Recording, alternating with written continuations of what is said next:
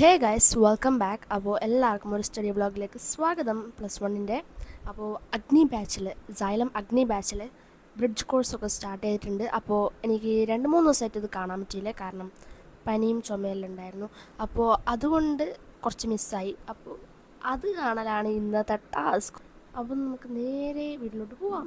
So guys, നമ്മൾ first മാത്സിൽ നിന്ന് തന്നെ തുടങ്ങാമെന്ന് വിചാരിച്ചു. AD സാറാണ് ക്ലാസ് എടുത്തിട്ടുണ്ടായിരുന്നത്. Full questions ചെയ്യിപ്പിക്കലായിരുന്നു.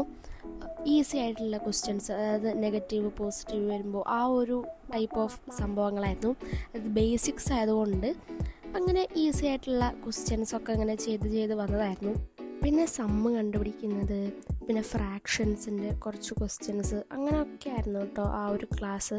ഈ ക്ലാസ്സസൊക്കെ യൂട്യൂബിലും അവൈലബിൾ ആണ്. അതുകൊണ്ട് നിങ്ങൾക്ക് Xylem +1 അടിച്ചു കൊടുത്താൽ നിങ്ങൾക്ക് ഈ ക്ലാസ്സസൊക്കെ കിട്ടും. ബേസിക്സ് ക്ലാസ് ആയതുകൊണ്ട് തന്നെ നിങ്ങൾക്ക് എല്ലാവർക്കും യൂസ്ഫുൾ ആവുന്ന തന്നെയാണ്. സയൻസ് എടുക്കുന്ന എല്ലാവർക്കും യൂസ്ഫുൾ ആവുന്ന തന്നെയാണ്. പിന്നെ ഗൈസ്, നമ്മുടെ റിസൾട്ടൊക്കെ വരാറായി. കുറേ നാളുണ്ട് ഇനിയും എന്ന് വിചാരിച്ചു കൊണ്ടിരിക്കുകയായിരുന്നു ഞാൻ.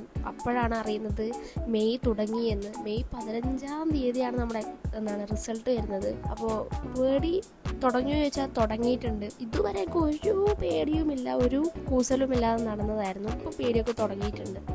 പിന്നെ ഞാൻ സുവോളജി എടുക്കാമെന്ന് വിചാരിച്ചു.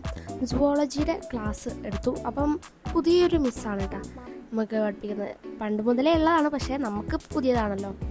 അപ്പോൾ ഹ്യൂമൻ റെസ്പിറേറ്ററി സിസ്റ്റത്തെ പറ്റിയാണ് പറഞ്ഞിട്ടുണ്ടായിരുന്നത്, അതിൻ്റെ ബേസിക്സ് ആയിട്ടുള്ളത്. അപ്പോൾ ബയോളജിയൊക്കെ ഫുള്ള് ഞാൻ മലയാളം മീഡിയം പഠിച്ചോണ്ട് തന്നെ എനിക്ക് ഫസ്റ്റൊക്കെ ഒരു കിളി പോയി. എന്താണെന്ന് വെച്ചാൽ ഈ സുവോളജിയുടെ കാര്യത്തിൽ അതായത് എല്ലാം ഇംഗ്ലീഷാണല്ലോ. അതായത് ഫിസിക്സും മാത്സും ഒന്നും എനിക്ക് അങ്ങനെ വലിയ പ്രശ്നം തോന്നിയില്ല. പക്ഷേ ഈ സുവോളജിയിലേക്കെല്ലാം വരുന്ന സമയത്ത് കുറച്ചൊരു പ്രശ്നം തോന്നുന്നുണ്ട്. അതെല്ലാം ശരിയാവുമെന്ന് വിചാരിക്കുന്നു. അതായത് ഫുള്ള് അപ്പം എനിക്ക് എല്ലാം അറിയുന്ന വേർഡ്സ്, മലയാളത്തിൽ അറിയുന്ന വേർഡ്സ് ചിലപ്പോൾ ഇംഗ്ലീഷിൽ പറയാൻ നമുക്ക് കിട്ടില്ലല്ലോ. അപ്പോൾ ഒക്കെ ഞാൻ എന്താക്കും, ട്രാൻസ്ലേറ്റർ വെച്ചിട്ട് നോക്കും. അപ്പോൾ ഇതാണല്ലേ സംഭവം, അങ്ങനെ ഒരു മൈൻഡാവും.